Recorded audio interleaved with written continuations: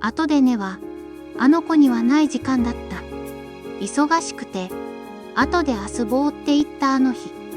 ふと見ると、じっと玄関でこっちを見てた。何も言わずに、ただ、待ってた。ゆめにとって後ではないのかもしれない。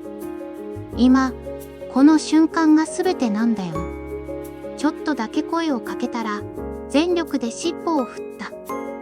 少しだけ手を止めて、目を見てあげる。それだけで、あの子の世界は幸せで満たされる。登録今を大切にする部員。